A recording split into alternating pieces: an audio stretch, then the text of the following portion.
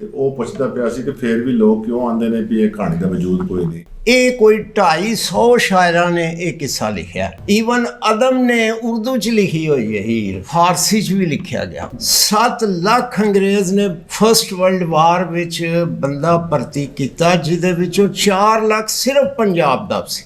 ਮੁਲਤਾਨ ਦੇ ਡੀਸੀ ਨੂੰ ਖੁਫੀਆ ਮੈਸੇਜ ਸੀ ਹਿੰਦੂ ਦੀ ਔਰ ਸ਼ੀਆਂ ਦੀ ਲੜਾਈ ਹੋ ਰਹੀ ਹੈ ਨਾ, ਇਹਨੂੰ ਅਜੇ ਨਹੀਂ ਰੋਕਣਾ। ਬਹੁਤ ਇਹਦੇ ਵਿੱਚ ਸਬਕ ਨੇ। ਇਹਨੂੰ ਇਹ ਸਮਝ ਕੇ ਕਿ ਕਿੱਸਾ ਕਹਾਣੀ ਹੈ ਉਹਨੂੰ ਨਜ਼ਰਅੰਦਾਜ਼ ਕਰਦੇ ਰਹੇ। ਵਾਰਿਸ ਸ਼ਾਹ ਨਾ ਰਾਂਝੇ ਤੋਂ ਮੁੱਖ ਮੋੜਾਂ, ਭਾਵੇਂ ਬਾਪ ਦੇ ਬਾਪ ਦਾ ਬਾਪ ਆਵੇ। ਪ੍ਰੋਫੈਸਰ ਖਾਲਿਦ ਹਮਾਇੂੰ ਸਾਹਿਬ ਜਿਹੜੇ ਉਸਤਾਦਾਂ ਦੇ ਉਸਤਾਦ ਨੇ, ਬਹੁਤ ਅੱਛੇ ਲਿਖਾਰੀ ਨੇ, ਜਿਨ੍ਹਾਂ ਨੂੰ ਪੜ੍ਹ ਕੇ ਸੁਣ ਕੇ ਵੇਖ ਕੇ ਸਾਨੂੰ ਸੀਧ ਮਿਲਦੀ ਹੈ ਕਿ ਅਸੀਂ ਆਪਣੇ ਸਫ਼ਰ ਨੂੰ ਕਿਵੇਂ ਅੱਗੇ ਬਿਤਾਉਣਾ ਹੈ। ਜਿਨ੍ਹਾਂ ਨੇ ਸਾਰੀ ਉਮਰ ਬਗੈਰ ਕਿਸੇ ਲਾਲਚ ਦੇ ਮਾਂ ਬੋਲੀ ਦੀ ਸੇਵਾ ਕੀਤੀ ਔਰ ਪਾਕਿਸਤਾਨ ਦੇ ਵਿੱਚ ਰੋਜ਼ਨਾਮਾ ਪਾਕਿਸਤਾਨ ਵਿੱਚ ਮੁਸਲਸਲ ਕਾਲਮ ਵੀ ਲਿਖਦੇ ਨੇ। ਅਸੀਂ ਉਹਨਾਂ ਅੱਗੇ ਬੇਨਤੀ ਕਰਾਂਗੇ ਕਿ ਉਹ ਆਣ ਕੇ ਹੀਰ ਵਾਰਿਸ ਸ਼ਾਹ ਦੇ ਬਾਰੇ ਜਿਹੜੇ ਕਲਮਾਤ ਨੇ ਉਹ ਸਾਨੂੰ ਆਪਣੇ ਵਿਚਾਰ ਜਿਹੜੇ ਨੇ ਉਹ ਸਾਡੇ ਨਾਲ ਸਾਂਝੇ ਕਰਨ। ਪ੍ਰੋਫੈਸਰ ਖਾਲਿਦ ਹਮਾਇੂੰ ਸਾਹਿਬ। ਬਿਸमिल्लाहिर्रहमानिर्रहीम।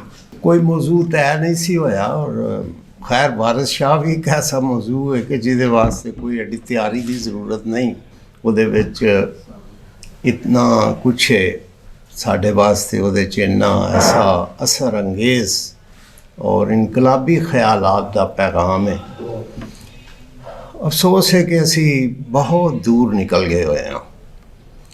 मैं फिर ये सोचा सी कि चलो मैं जो पढ़न की आदत है, बहुत ज़्यादा पढ़न की आदत है और मैं PhD भी इस तो ना कर सकिया कि 4-5 मौजूआं ते पढ़न की आदत ने मैनू यकसू ना होने दिता। तो मेरा एक मेहनत कश घराने नाल ताल्लुक है, जिन्होंने तुसी घुमियार कहते हो। मैं चौथी जमात ਚੱਕ ਦੇ ਉੱਤੇ ਉਹ ਚੱਕ ਜਿਹੜਾ ਸੋਟੀ ਦੇ ਨਾਲ ਘੁਮਾਇਆ ਜਾਂਦਾ ਸੀ, ਉਹਦੇ ਤੇ ਛੋਟੀਆਂ ਛੋਟੀਆਂ ਕੁੱਜੀਆਂ ਬਣਾਉਂਦਾ ਸੀ। ਚੌਥੀ ਜਮਾਤ ਵਿੱਚ ਉਹ 4 ਰੁਪਏ 100 ਜਾਂਦੀਆਂ ਸਨ ਤੇ 11 ਰੁਪਏ ਜਿਸਲੇ ਹੋ ਗਏ ਤੇ ਫਿਰ ਉਹ ਵੱਡੇ ਭਾਈ ਨੇ ਮੈਨੂੰ ਕੋਟ ਲੈ ਕੇ ਦਿੱਤਾ ਸੀ। ਇਸ ਤਰ੍ਹਾਂ ਦੇ ਇੱਕ ਫੈਮਿਲੀ ਨਾਲ ਮੇਰਾ ਤਾਲੁਕ ਹੈ। ਵਾਲਦਾ ਸਾਹਿਬਾ ਦੱਸਦੀਆਂ ਨੇ ਕਿ 1931 ਚ ਜਦੋਂ ਕਸ਼ਮੀਰ ਦੀ ਤਹਿਰੀਕ ਚੱਲੀ, ਤਹਿਰੀਕ ਕਸ਼ਮੀਰ 1931 ਮਸ਼ਹੂਰ ਇੱਕ ਇਵੈਂਟ ਹੈ ਸਾਡੀ ਤਾਰੀਖ ਦਾ, ਕਿ ਕੁਰਾਨ ਦੀ ਤੋਹੀਨ ਕੀਤੀ ਗਈ ਕਸ਼ਮੀਰ ਵਿੱਚ। ਕਿਸੇ ਬੰਦੇ ਨੇ ਕੁਰਾਨ ਮਜੀਦ ਨੂੰ ਉਠਾ ਕੇ ਤੇ ਸਰੇਆਮ ਹੀ ਪਟਖ ਦਿੱਤਾ ਜ਼ਮੀਨ ਤੇ। तहरीक शुरू हुई। अज भी शाज किसी को पता होएगा जिन्हें कोई ज़रा डीपली पढ़ी है तारीख, कि असल सबब यह सी कि अंग्रेज़ राजे नूं कह रहे सन कि यह इलाका जिहड़ा रूस के नाल साडी सरहद मिलती है, इस पासे का कुछ इलाका जिहड़ा वो तेरे कोल ਇਹ ਸਾਡੀ ਅਮਲਦਾਰੀ ਵਿੱਚ ਦੇ ਦੇ। ਤੁਹਾਨੂੰ ਪਤਾ ਕਿ ਉਹ ਰੂਸ ਤੇ ਹਮੇਸ਼ਾ ਹੀ ਇਹਨਾਂ ਤਾਕਤਾਂ ਵਾਸਤੇ ਇੱਕ ਮਸਲਾ ਰਿਹਾ ਔਰ ਸਾਡੀ ਇਹ ਜਿਹੜੀ ਸਰਹੱਦ ਸ਼ਮਾਲੀ, ਇਹਦੇ ਤੇ ਉਹਨਾਂ ਦੀ ਕੜੀ ਨਜ਼ਰ ਰਹੀ ਜਿੰਨੀ ਦੇਰ ਉਹ ਇੱਥੇ ਰਹੇ। ਤਾਂ ਉਹ ਰਾਜੇ ਨੇ ਉਹਨਾਂ ਦੇ ਮੁਤਾਲਬੇ ਦੇ ਉੱਤੇ ਕੋਈ ਐਡੀ ਤਵੱਜੋ ਨਾ ਦਿੱਤੀ। ਉਹਨਾਂ ਨੇ ਬੜਾ ਆਖਿਆ ਕਿ लेकिन जिसले नहीं सुनी गल, फिर वो कुरान नूं सुटिया गया ज़मीन दे उत्ते। और ये अज तक नहीं किसी नूं पता, घट ही किसी नूं पता होएगा कि विचों असल गल की सी। ये वैसे तो उंज मैं अर्ज़ करना कि ये तहरीक चली मेरे नाने ने। उदों मजलिस हरारे इस्लाम हुंदी सी ते उसने जत्थे भेजने शुरू किए कश्मीर विच। तो मेरा नाना सुल्तान मुहम्मद उन्हां दा नाम सी, सियालकोट दे रहण वाले। वालदा कोल उन्हां दी चारपाई ते बैठे ते कहण लगे कि माँ ਇਸ ਵੇਲੇ ਜਿਹਾਦ ਦਾ ਮਸਲਾ ਆ ਗਿਆ ਤੇ ਲੋਕ ਕਸ਼ਮੀਰ ਜਾ ਰਹੇ ਨੇ, ਉੱਥੇ ਕੁਰਾਨ ਦੀ ਬੇਰੁਮਤੀ ਹੋਈ ਹੈ। ਉਹਨਾਂ ਨੇ ਕਿਹਾ ਕਿ ਤੁਸੀਂ ਦੋ ਬੇਟੇ ਜਿਹੜੇ ਉਹ ਅਸਲ ਵਿੱਚ ਮੇਰੀਆਂ ਦੋ ਅੱਖਾਂ ਹੋ, ਲੇਕਿਨ ਇਹ ਮਸਲਾ ਐਸਾ ਹੈ ਕਿ ਮੈਂ ਤੈਨੂੰ ਨਹੀਂ ਰੋਕਦੀ, ਤੂੰ ਜ਼ਰੂਰ ਚਲਾ ਜਾ। ਚੁਨਾਂਚੇ ਉਹ ਚਲੇ ਗਏ। ਜੱਥਾ ਕਸ਼ਮੀਰ ਦੀ ਸਰਹੱਦ ਤੇ ਜਾ ਕੇ ਗ੍ਰਿਫਤਾਰ ਹੋ ਗਿਆ। ਉਹਨੂੰ ਅੰਗਰੇਜ਼ਾਂ ਨੇ ਉੱਥੋਂ ਜਿਹੜੇ ਬੰਦੇ ਗ੍ਰਿਫਤਾਰ ਕੀਤੇ ਉਹਦੇ 'ਚ ਮੇਰੇ ਨਾਨਾ ਮਰਹੂਮ ਵੀ ਸਨ। ਤੋਂ ਮੁਲਤਾਨ ਜੇਲ੍ਹ 'ਚੋਂ 6 ਮਹੀਨੇ ਰਹੇ। ਉਸ ਦੇ ਬਾਅਦ ਫਿਰ ਕੋਈ ਗੱਲਬਾਤ ਰਾਜੇ ਦੇ ਨਾਲ ਚਲੀ, ਫਿਰ ਕੈਦੀ ਰਿਹਾ ਹੋਣੇ ਸ਼ੁਰੂ ਹੋ ਗਏ। ਤੇ ਨਾਨਾ ਮਰਹੂਮ ਜਦੋਂ ਸਿਆਲਕੋਟ ਆਏ ਨੇ ਆਪਣੇ ਘਰ, ਤੇ ਆ ਰਹੇ ਸਨ ਹੋਰ ਕੈਦੀ ਵੀ, ਤੇ ਲੋਕ ਸਟੇਸ਼ਨ ਦੇ ਉੱਤੇ ਬੜਾ ਹਜੂਮ ਸੀ। ਤੋ ਦੂਸਰੇ ਪਲੇਟਫਾਰਮ ਤੋਂ ਗੱਡੀ ਤੋਂ ਉਤਰ ਕੇ ਤੇ ਸੀੜੀਆਂ ਚੜ੍ਹ ਕੇ ਤੇ ਇੱਧਰ ਜਿਸਲੇ ਆਏ ਜਿੱਥੇ ਖਾਨਦਾਨ ਦੇ ਲੋਕ ਖੜੇ ਸਨ, ਤੇ ਉੱਤੋਂ ਬੜੀ ਕੜੀ ਨਜ਼ਰ ਨਾਲ ਵੇਖ ਰਹੇ ਸਨ, ਗੌਰ ਨਾਲ ਸਾਰਿਆਂ ਨੂੰ ਵੇਂਦੇ ਉਤਰ ਰਹੇ ਨੇ। ਤੇ ਆਂਦਿਆਂ ਪੁੱਛਿਆ ਉਹਨੇ ਕਿ ਮਾਂ ਕਿੱਥੇ ਵੇ? ਉਹਨਾਂ ਆਖਿਆ ਜੀ ਲਾਲਾ ਤਬੀਅਤ ਨਹੀਂ ਉਹਨਾਂ ਦੀ ਠੀਕ। ਉਹਨਾਂ ਦੀ ਚਾਚੀ ਨੇ ਆਖਿਆ, ਉਹਨਾਂ ਆਖਿਆ ਕਿ ਲਾਲਾ ਤਬੀਅਤ ਨਹੀਂ ਠੀਕ, ਆ ਚੱਲਨੇ ਆ, ਘਰ ਚੱਲਨੇ। ਘਰ ਚਲੇ ਗਏ। ਦਰਵਾਜ਼ੇ ਕੋਲ ਪਹੁੰਚ ਕੇ ਤੇ ਉਹਨੇ ਦੱਸਿਆ ਕਿ ਲਾਲਾ ਜਦੋਂ ਤੈਨੂੰ ਕੋਈ ਮਹੀਨਾ ਹੋ ਗਿਆ ਤੇ ਜੇਲ੍ਹ 'ਚ, ਤੇ ਮਾਂ ਫੌਤ ਹੋ ਗਈ ਸੀ। ਚੀਖ ਮਾਰੀ ਔਰ ਅੰਦਰ ਜਾ ਕੇ ਤੇ ਇੱਕ ਚਾਰਪਾਈ ਤੇ ਗਿਰ ਗਏ। ਕਹਿਣ ਲੱਗੇ ਅਸਲ 'ਚ ਮੈਂ ਖ਼ਾਬ 'ਚ ਦੇਖਿਆ ਸੀ ਕਿ ਘਰ 'ਚ ਅੰਦਰ ਬਾਹਰ ਸਫੈਦ ਚਾਦਰਾਂ ਵਿਛੀਆਂ ਹੋਈਆਂ ਨੇ, ਤੇ ਮੈਨੂੰ ਉਦੋਂ ਹੀ ਕੁਛ ਸ਼ੱਕ ਪੈ ਗਿਆ ਸੀ ਕਿ ਕੋਈ ਪਿੱਛੇ ਵਾਕਿਆ ਹੋ ਗਿਆ। ਇਹ ਜਿਹਾਦ ਦਾ ਸ਼ੌਕ ਦੇਖੋ ਨਾ, ਕਿ ਉਹ ਹੀ ਜਿਹਾਦ ਦਾ ਸ਼ੌਕ ਹੈ ਜਿਹੜਾ ਹੈ ਅਫਗਾਨਿਸਤਾਨ ਤੱਕ ਸਾਨੂੰ ਫਿਰ ਲੈ ਕੇ ਆਇਆ।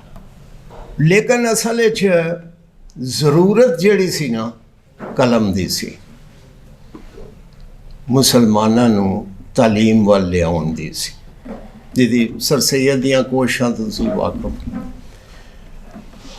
ਉਸ ਵੇਲੇ ਇਹ ਜਿਹੜਾ ਮੈਂ ਇੱਕ ਦਿਨ ਬਾਜ਼ਾਰ ਜਾ ਰਿਹਾ ਥੇ, ਓਲਡ ਬੁੱਕ ਸੈਲਰ ਕੋਲ ਖੜੇ, ਤੇ ਅਹਿਮਦ ਸਲੀਮ ਮਰਹੂਮ ਉੱਥੇ ਮੈਨੂੰ ਨਜ਼ਰ ਆਏ। ਉਹਨਾਂ ਨੇ ਹੱਥ 'ਚ ਕਿਤਾਬ, ਇੱਕ ਇਤਨੀ ਮੋਟੀ ਕਿਤਾਬ ਪਕੜੀ ਹੋਈ ਸੀ, ਜਿਲਦ ਉੱਤੇ ਹੋਈ ਸੀ, ਤਾਜ਼ਾ ਲੱਗਦੀ ਸੀ ਪਈ। ਤੇ ਉਹਨਾਂ ਨੇ ਮੈਂ ਪੁੱਛਿਆ ਕਿ ਇਹ ਕੀ ਕਿਤਾਬ? ਕਹਿਣ ਲੱਗੇ ਇਹ ਕੌਨਫੀਡੈਂਸ਼ੀਅਲ ਪੇਪਰਸ ਨੇ, ਉਹਨਾਂ ਦੀ ਫੋਟੋ ਸਟੇਟ। ਮੈਂ ਕਿਹਾ ਯਾਰ ਇਹਦੇ ਵਿੱਚ ਤੇ ਬੜੇ ਬੜੇ ਲੋਕ ਨੰਗੇ ਹੋ ਗਏ ਹੋਣੇ ਨੇ, ਕਿਉਂਕਿ ਇਹ ਅੰਗਰੇਜ਼ ਦੀਆਂ ਆਪਣੀਆਂ ਰਿਪੋਰਟਾਂ ਨੇ ਖੁਫੀਆ। ਉਹਨੇ ਮੈਨੂੰ ਇੱਕ ਸਤਰ ਤੇ ਨਜ਼ਰ ਉਂਗਲੀ ਰੱਖੀ, ਕਹਿਣ ਲੱਗਾ ਸਤਰ ਪੜ੍ਹੋ। ਮੁਲਤਾਨ ਦੇ ਡੀਸੀ ਨੂੰ ਖੁਫੀਆ ਮੈਸੇਜ ਸੀ ਕਿ ਇੱਥੇ ਜਿਹੜੀ ਹਿੰਦੂ ਦੀ ਔਰ ਸ਼ੀਆਂ ਦੀ ਲੜਾਈ ਹੋ ਰਹੀ ਹੈ ਨਾ, ਇਹਨੂੰ ਅਜੇ ਨਹੀਂ ਰੋਕਣਾ। ਮੈਂ ਬੜਾ ਹੈਰਾਨ ਹੋਇਆ। ਉਹ ਮੈਂ ਘਰ ਜਾ ਕੇ ਤੇ ਜਿਹੜੀਆਂ ਮੇਰੇ ਕੋਲ ਮੁਲਤਾਨ ਦੀਆਂ ਹਿਸਟਰੀਆਂ ਸਨ, ਮੈਂ ਉਹਨਾਂ 'ਚ ਦੇਖਿਆ, ਸਭ ਨੇ ਵਾਕਿਆ ਲਿਖਿਆ ਹੋਇਆ ਕਿ ਵਾਕਿਆ ਇਸ ਤਰ੍ਹਾਂ ਜੀ ਕਿ ਉਹਨਾਂ ਦਾ ਮੁਹਰਮ ਦਾ ਜਲੂਸ ਹਿੰਦੂ ਅਕਸਰੀਤੀ ਮਹੱਲੇ ਦੇ ਵਿੱਚੋਂ ਗੁਜ਼ਰ ਰਿਹਾ ਸੀ, ਤੇ ਉੱਤੋਂ 2-3 ਇੱਟਾਂ ਆਈਆਂ। ਬਸ ਉਹ ਇੱਟਾਂ ਆਉਣ ਦੀ ਦੇਰ ਸੀ ਕਿ ਫਸਾਦ ਸ਼ੁਰੂ ਹੋ ਗਿਆ। ਫਿਰ ਉਹ ਯਾਨੀ ਦੇਖੋ, ਉਹ ਜਦ ਤੱਕ ਉਹ ਜਿੰਨੇ ਵੀ ਹਿਸਟਰੀਆਂ ਲਿਖਣ ਵਾਲੇ ਸਨ, ਕਿਸੇ ਨੇ ਉੱਥੋਂ ਤੱਕ ਨਹੀਂ ਰਸਾਈ ਇਖਤਿਆਰ ਕੀਤੀ ਕਿ ਪਿੱਛੇ ਅਸਲ ਗੱਲ ਕੀ ਸੀ। ਮੈਨੂੰ ਜਦੋਂ ਮੈਂ ਪੰਜਾਬੀ ਅਦਬ ਵੱਲ ਆਇਆ, MA ਪੋਲੀਟੀਕਲ ਸਾਇੰਸ ਯੂਨੀਵਰਸਿਟੀ 'ਚ ਕੀਤਾ। ਹਸਨ ਅਸਕਰੀ ਸਾਹਿਬ ਮੇਰੇ ਉਸਤਾਦ ਹੀ ਨੇ ਉਸ ਜ਼ਮਾਨੇ ਦੇ। तो फिर मैं पंजाबी वाल आया। वो साढ़े ग्रुप का ख्याल सी कि साडा हम ख्याल है इसलिए शोबे च कोई नहीं, तो तू अगर फर्स्ट क्लास लै तू आ सकना। चुनाचे मैं यूनिवर्सिटी च आया। मैं उस वेले मकाला लिया तहसील गुजरात का लोक अदब। मैं उन्होंने कहा, नजम हुसैन सैयद सरबराह सन शोबे दे उस वेले ऑन डेपुटेशन इत्थे आए सन AG ऑफिस तो। उन्होंने मैं क्या कि मैं कोई डेस्क वर्क नहीं करना, मैं कुछ चीज़ां पंजाबी दियां ढूंढनियां चाहना, तो तुसी मैनू ना कोई ऐसा टॉपिक दिओ। कहन लगे वैसे असी प्राइवेट स्टूडेंट्स नूं ते देंदे ही नहीं मकाला, लेकिन चलो जे तुहानू शौक है तो फिर तुसी काम लोक अदब पे करो। मैं वो मौजू उन्होंने मेरे वास्ते मंजूर किया। मैं टेप रिकॉर्डर लिया तो मैं पिंडां दी तरफ निकल गया, क्योंकि जिहड़ा लोक अदब हुंदा है ये आवाम दा अदब हुंदा है। ये कोई शायरां ने बैठ के ते वो नहीं गीत लिखे हुंदे, ये वो गीत हुंदे ने जिहड़े किसी भी सूरत हाल दे विच अचानक किसी दे मूँह चों जज्बात दी उस जोर ते कुछ मिसरे उहदे मूँह चों निकल जाते हैं। चुनाचे वो मैं ढोले माहिए टप्पे हत्ता कि वैन भी लाए।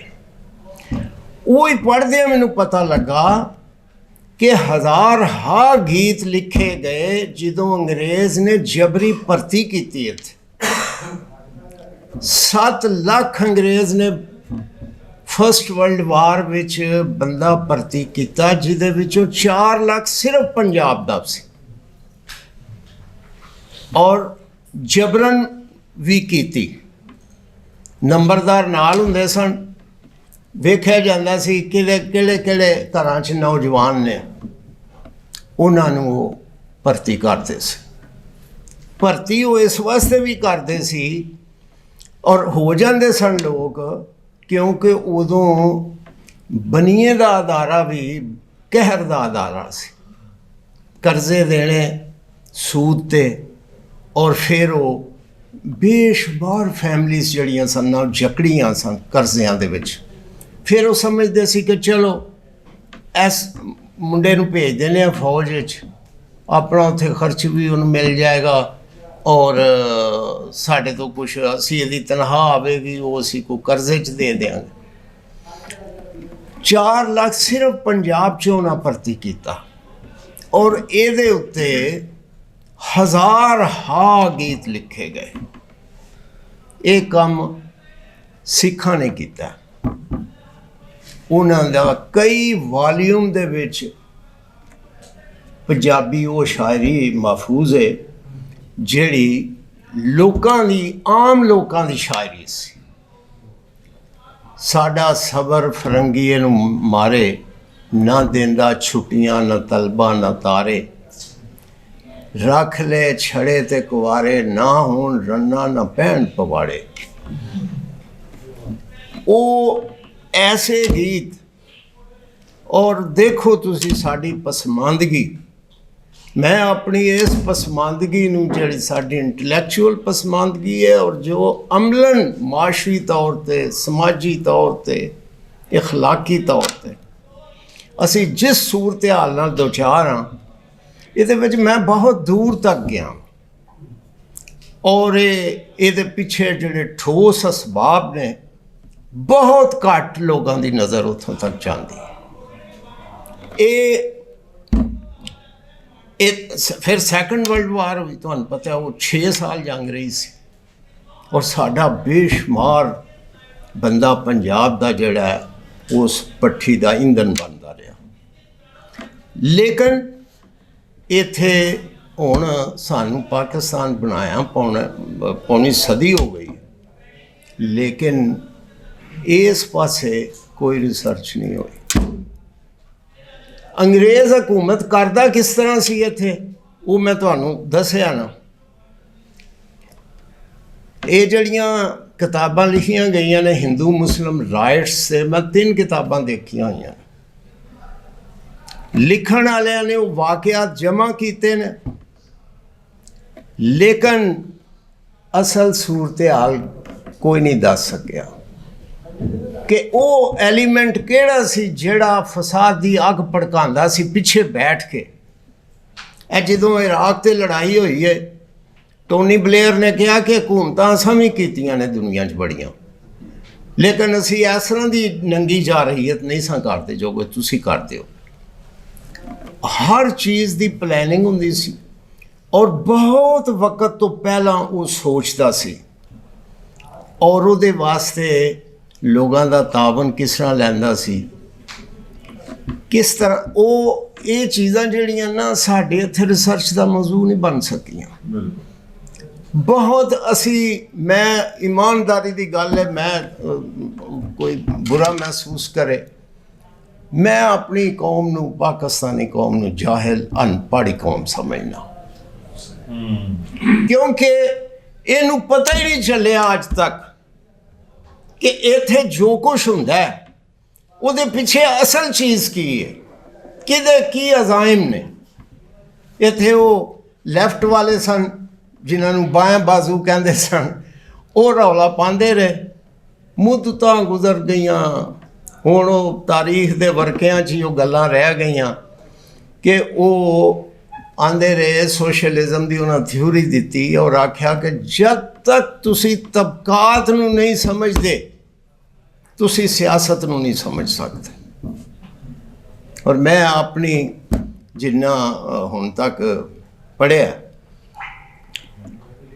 ਇਹ ਮਤਲਬ ਇਹ ਕਿ ਬਹੁਤ ਮਾਮਲਾਤ ਖੁਫੀਆ ਹੁੰਦੇ ਨੇ ਔਰ ਸਾਡੇ ਇੱਥੇ ਟ੍ਰੈਂਡ ਪੈਦਾ ਨਹੀਂ ਹੋ ਸਕਿਆ।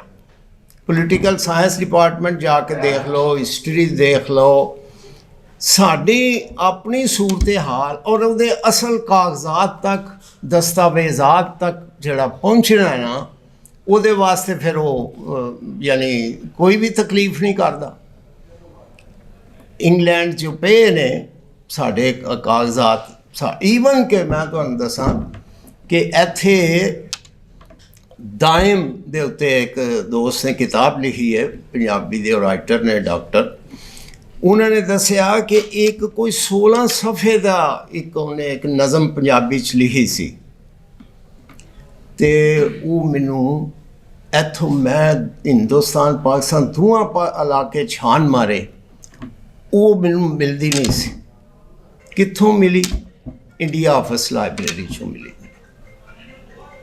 ਸਾਡੇ ਇੱਥੇ ਅਜੇ ਤੱਕ ਤਾਲੀਮ ਤਰਜੀਹ ਨਹੀਂ ਬਣ ਸਕੀ। ਕਿਉਂ ਮਿਲਦਾ ਬਜਟ 'ਚ 2%? ਮੁਲਕਾਂ ਦੇ ਤੁਸੀਂ ਬਜਟ ਦੇਖੋ ਤੇ ਦੇਖੋ ਕਿ ਕਿੰਨਾ ਹਿੱਸਾ ਪਿਆ ਮਿਲਦਾ। ਇਸ ਲਈ ਫਿਕਰ ਜਿਹੜੀ ਕਰਨ ਦੀ ਜ਼ਰੂਰਤ ਹੈ। ਔਰ ਵਾਰਿਸ ਸ਼ਾਹ ਦੇ ਉਹ ਕਹਿੰਦੀ ਹੈ ਨਾ ਕਿ ਵਾਰਿਸ ਸ਼ਾਹ ਨਾ ਰਾਂਝੇ ਤੋਂ ਮੁੱਖ ਮੋੜਾਂ, ਭਾਵੇਂ ਬਾਪ ਦੇ ਬਾਪ ਦਾ ਬਾਪ ਆਵੇ। ਇਹ ਉਹਦਾ ਜਿਹੜਾ ਅਜ਼ਮ ਹੈ, ਇਹ ਉਹਦੀ ਜਿਹੜੀ ਬੋਲ ਚਾਲ ਹੈ, ਇਹ ਅੱਜ ਵੀ ਸਾਡੇ ਵਾਸਤੇ ਬਹੁਤ ਇਹਦੇ ਵਿੱਚ ਸਬਕ ਨੇ। ਲੇਕਿਨ ਅਫਸੋਸ ਹੈ ਕਿ ਅਸੀਂ ਇਹਨੂੰ ਇਹ ਸਮਝ ਕੇ ਕਿ ਕਿੱਸਾ ਕਹਾਣੀ ਹੈ ਉਹਨੂੰ ਨਜ਼ਰਅੰਦਾਜ਼ ਕਰਦੇ ਰਹੇ। ਨਾਦਰ ਸ਼ਾਹ ਦੀ ਵਾਰ ਹੈ, ਇਹ ਤਵੀਲ ਇੱਕ ਨਜ਼ਮ ਹੈ। ਸਰਗੋਦੇ ਵਾਲੇ ਸਾਈਡ ਦਾ ਇੱਕ ਪਿੰਡ ਦਾ ਸੀ ਉਹ ਨਜਾਬਤ ਸ਼ਾਇਰ, ਉੱਥੇ ਬੈਠ ਕੇ ਉਹਨੇ 18ਵੀਂ ਸਦੀ ਦੀ ਕਹਾਣੀ ਨਜ਼ਮ ਦੀ ਸੂਰਤ ਲਿਖੀ। ਐਮਏ ਦੇ ਨਿਸਾਬ 'ਚ ਸ਼ਾਮਲ ਹੈ ਨਾਦਰ ਸ਼ਾਹ ਦੀ ਵਾਰ। ਨਾਦਰ ਸ਼ਾਹ ਦੇ ਆਉਣ ਨਾਲ ਕੀ ਗੁਜ਼ਰੀ ਦਿੱਲੀ ਤੇ ਕੀ ਗੁਜ਼ਰੀ, ਪੂਰੇ ਪੰਜਾਬ ਤੇ ਕੀ ਗੁਜ਼ਰੀ, ਇਹ ਆਮ ਤੌਰ 'ਤੇ ਇਹਨਾਂ ਚੀਜ਼ਾਂ ਨੂੰ ਗੋਲ ਕਰ ਦਿੱਤਾ ਜਾਂਦਾ।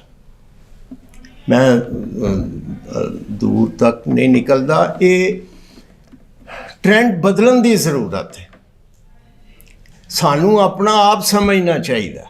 ਔਰ ਮੈਂ ਆਪਣੇ ਉਹ ਦੋਸਤ ਜਿਹੜੇ ਕਿ ਇਸਲਾਮ ਵਾਸਤੇ ਬਹੁਤ ਸਰਬੁਲੰਦੀ ਵਾਸਤੇ ਕੋਸ਼ਿਸ਼ ਕਰ ਰਹੇ ਨੇ, ਮੈਂ ਉਹਨਾਂ ਨੂੰ ਸਮਝਾਉਣਾ।